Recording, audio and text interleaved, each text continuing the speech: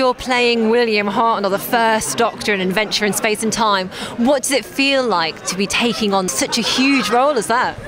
Well, I didn't realise when I took it on that the amount of interest that there would be. All I knew was that Mark invited me to do it just over a year ago, and I just said yes very quickly before he changed his mind.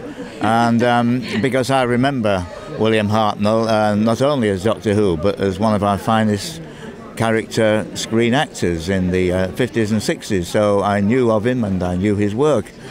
So I felt a big sense of responsibility, not only to honour his memory and for the sake of his family, but also as a man and also as an actor. I saw the script and I thought, this is something special, but you never know how film turns out.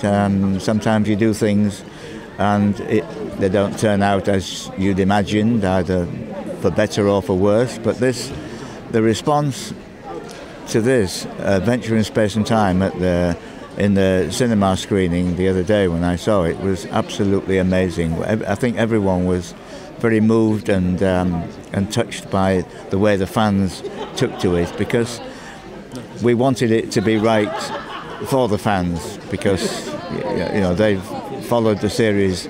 I mean, for 50 years, it did feel quite a responsibility, as I said, and we hope that when it finally goes on air later this week, that the fans will take to it and think we've done a good job.